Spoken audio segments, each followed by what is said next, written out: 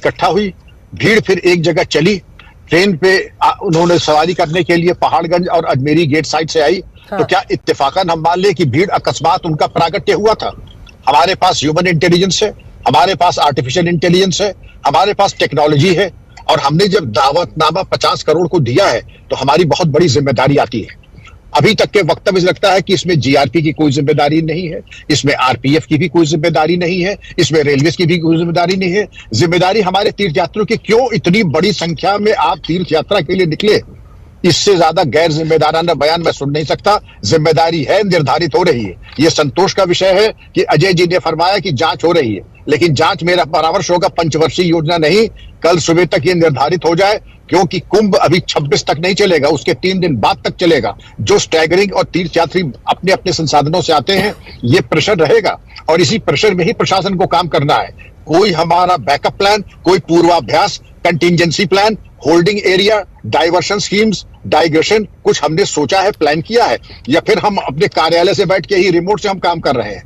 अंजना जी, मैं बड़ी वेदना के साथ कह रहा हूं, इसके ऊपर कार्रवाई तत्काल होनी चाहिए, फौरी से पेशतर। विक्रम जी, तस्वीरें एक बार दिखा दीजिएगा रोहतास, झांसी, सतना, इन तमाम जगहों की। विक्रम जी, कल शाम में, मतलब शनिवार की यह घटना है, और शनिवार में चंदौली में देखिए आप भारी तादाद में, मतलब रोहतास में खिड़कियों से हम तस्वीरें दिखा रहे हैं, महिलाएं घुस रही हैं, पुरुष घुस रहे हैं ट्रेन के अंदर। वहीं पर एक और तस्वीर जो आई सतना की, वहां पर रेलवे ट्रैक पर लोग खड़े हैं। ये देखिए, अचानक अगर कोई ट्रेन आए तो क्या स्थिति होगी। अब ये सब नियंत्रित कौन करेगा? अब इसी को लेकर प्रश्न है ना। बच्चों को ले लेकर लोग पहुंच रहे हैं, और आप विश्वास नहीं करेंगे, हमारे सहयोगी ने जानकारी दी कि कल रात की घटना है, 7:30-8 बजे के बाद पूरा बिल्डअप हो गया, और उसके बाद 9-9:30 बजे के आसपास ये घटना घटी है। अभी पूरी डिटेल्स ऑफिशियल रिपोर्ट में आनी है। कल शाम में, सैटरडे को शाम में 3-4 बजे रेलवे सेफ्टी वालों की बैठक हुई अधिकारियों की, और उस बैठक में किया क्या?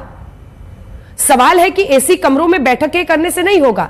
जब आपको पता है इस तरह की अनप्रेसिडेंटेड भीड़ पहुंच रही है, जो आज तक इस देश में भी नहीं हुआ, तो आपको जमीन पर जाकर देखना होगा, आपको जमीन पर तैनाती करनी होगी, आपको इंश्योर करना होगा वहां स्टाफ है, क्राउड मैनेजमेंट है, कैसे होगा, एग्जिट रूट कुछ है, नहीं है, ज्यादा लोग आ गए, अनाउंसमेंट के पहले सबसे पहले क्या बताना है, ये सब कुछ किया ही नहीं।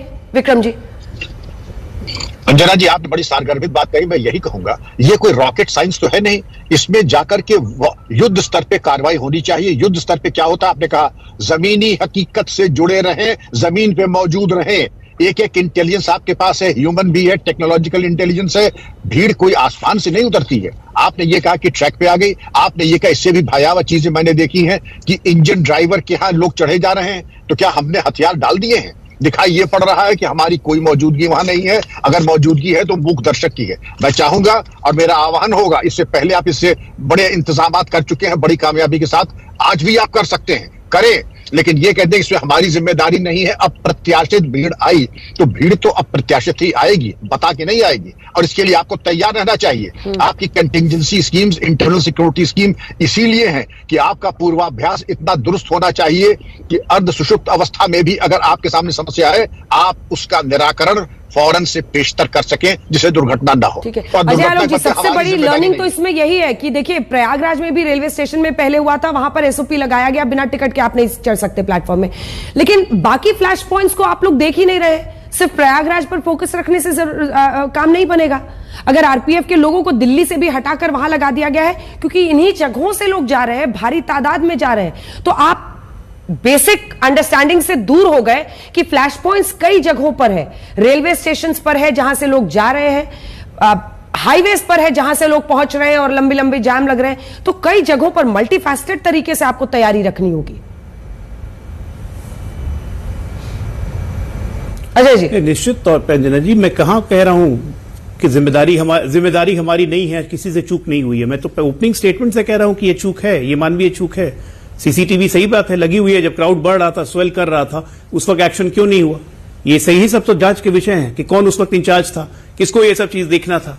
बात है कि संवेदन, अब उस पर राजनीति करना ये घृणित है। हमारी कुछ मांगे हैं अंजना जी, मैं ज्यादा कुछ इसमें बोलना नहीं चाहता हूं। मुझे हमारी कुछ मांगे हैं, वो एकदम स्पष्ट तरीके से है। पहले तो ये हिंदुस्तान में 11 साल से सरकार में है, अब बचा ये क्या बोलने अपना को आपके लिए? इनकॉम्पिटेंस पहचाने, इनका स्टैंडर्ड ऑपरेटिंग प्रोसीजर केवल और केवल कांग्रेस को दोष देना है, वो छोड़ दे और काम पर लगे। पहली बात। दूसरी बात, सही आंकड़ा पेश करे। सही आंकड़ा पेश करने का मतलब ये नहीं कितने नुकसान हुआ, उनके परिवारों के पीछे खड़ा रहना सरकार का काम है। जो परिवार रास्ते पर आ जाते हैं, कोई मुखिया घर का चला जाता है, कोई करता धरता घर का चला जाता है, तो उनका इंतजाम, एक सम्मानपूर्वक जिंदगी जीने का जो इंतजाम है उसके बारे में सोचे। हम अपेक्षा करते हैं, जैसा आपने कहा अंजना जी, कि ये ऑटो डिलीट नहीं होगा सीसीटीवी फुटेज, क्योंकि सीसीटीवी फुटेज ऑटो डिलीट हो गया तो सब खत्म हो जाएगा। और सबसे पहले, ये पहली बार नहीं है अश्विनी वैष्णव जी का इनकॉम्पिटेंस, उनकी असफलता, उनका नियोजन का अभाव, ये रेलवे में हमने बार बार देखा है। उनको इस्तीफा लेकर वहां किसी कॉम्पिटेंट आदमी को बिठाया जाए ताकि किसी भी तरह का हादसा जो है वो न हो। और ये इस देश की परंपरा रही है कि जब जान जाती है तो उसकी जिम्मेदारी ली जाती है। यहां जिम्मेदारी झटकने का काम होता है, ये स्पष्ट तरीके से दिखता है। तो ये हम विनम्रता पूर्वक रखते हैं कि ये सब लोग अपने हैं, एक एक जीवन अमूल्य होता है। इतना बड़ा लॉस अगर बार बार होता है तो उस व्यक्ति को उस पद पे रहने का कोई अधिकार नहीं है। लोगों ने दिया हुआ पद है, लोगों के हित में जो है अच्छा काम होना चाहिए, हमारी ये मांगे है। शायद हम देखते हैं कि क्या जिम्मेदारी लेने की हिम्मत इस सरकार में है या नहीं है, या उसी इनकॉम्पिटेंट आदमी के साथ जाकर इस देश के जो श्रद्धालु है, जो आम जनता है, उसके जीवन को इसी तरह धोखे में ये डालते रहेंगे, ये हमें देखना है। आंकड़ों को लेकर सही जानकारी, रेल मंत्री की जवाबदेही, जिम्मेदारी, इस पर विपक्ष का सवाल है, इस पर आप जवाब दीजिए अजय आलोक जी। देखिए, आंकड़ों की सही जिम्मेदारी हम बिल्कुल लेते हैं, और एक कल रात में भी एक आंकड़ा जारी किया गया, फिर आज एक सुबह भी जारी किया गया कि मृतकों की संख्या बढ़ के 18 हो गई। 23 आदमी अभी इलाज करवा रहे हैं आरएमएल अस्पताल में और सामने एलएनजेपी अस्पताल में। अंजना जी, आप खुद वहां पे थी। ये जिस तरह से झूठ बोलते हैं कि जेसीबी से बॉडीज उठाई जा रही थी, तो ये किया जा रहा था, ये कोरोना काल में चले गए। कोरोना काल में कोविड को मोविड कहने वाले यही थे, अपने देश की वैक्सीन को मजाक उड़ाने वाले यही थे, हमारे बच्चों को कब वैक्सीन लगेगी इसके पोस्टर लगाने वाले यही थे। इतिहास में भी खोता हूं कोरोना का। उसके बाद आगे चलते हैं, उसके बाद आगे चलते हैं। मौनी अमावस्या में हमने आंकड़ों का जारी किया, 16 घंटे के बाद हमने बताया इतने मृत हुए। उसके बाद ये कहने लगे कि मृतकों को उठा के लखनऊ ले गया गया। पूरी की पूरी कैमरा टीम, कौन सी कैमरा टीम, यूट्यूब से लेके, सोशल मीडिया से लेके, इलेक्ट्रॉनिक मीडिया से लेके, प्रिंट मीडिया से लेके, महाकुंभ के एरिया में नहीं थी। अब इतनी बड़ी लाशों का मूवमेंट होता तो उनको दिखता नहीं।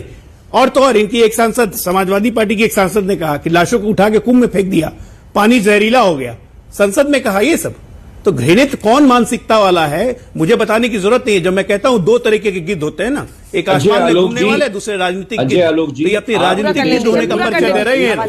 मुझे गुस्सा चढ़ रहा है जिन लोग, ये लोग राजनीतिक गिद्ध होने का परिचय दे रहे हैं। नहीं, अजय आलोक, आपकी ये लोग राजनीतिक गिद्ध होने का परिचय दे रहे हैं। इनको कोई संवेदना नहीं है, इनको कोई संवेदना नहीं। अतुल जी, ऐसा है राजनीतिक मैंने बोला कि राहुल गांधी, राजीव गांधी क्यों नहीं गए वहां पे? चले जाते सोनिया गांधी अस्पताल में देखने के लिए। आज भी तो कह दिया कि वहां पे जाके दिक्कत बोल रही है। देखिए, बीच में बोल रही है, सच सामने आ रहा तो ये बीच में बोल रहे हैं। मैंने कहा था कांग्रेस को दोष देने की स्टैंडर्ड ऑपरेटिंग प्रोसीजर बंद कीजिए। देश में सरकार में हो, सरकार जिम्मेदारी से चलाना सीखो। सब देखिए, पहली बात, आज भी मौनी अमावस्या में कितने लोग की डेथ हुई और कितने लोग लापता है, इसकी खबर नहीं अंजना जी। ये बहुत गलत है। ये परिवारों को अपने हाल पर छोड़ देना है। मरते तो मरो, जैसे जिना है वैसे जियो, सरकार को कोई लेना देना नहीं है। कितने लोग लापता है आज भी गाड़ियां वैसी की वैसी पड़ी है। आज भी परिजन जो है वो ढूंढ रहे कि हमारे परिजन कहां गए, मेरी मां कहां गई, मेरे पिताजी कहां गए, मेरे भाई कहां गए, मेरे पत्नी कहां गए। ये सब लोग ढूंढ रहे हैं आज भी। मौनी अमावस्या में जो हुआ उसका एक भी दो भगदड़ हुई थी, एक छुपाई गई, वो तो सोशल मीडिया ने सामने लाया। जाने नहीं देते मीडिया को, कहीं पर रोक लिया जाता है, साफ सफाई के लिए सब कुछ बंद कर लिया जाता है। ये छुपाने का काम जो है उसको ये न करें, जिम्मेदारी से बर्ताव करें। और जनता अपनी है, ये लोग अपने हैं, ये श्रद्धालु है।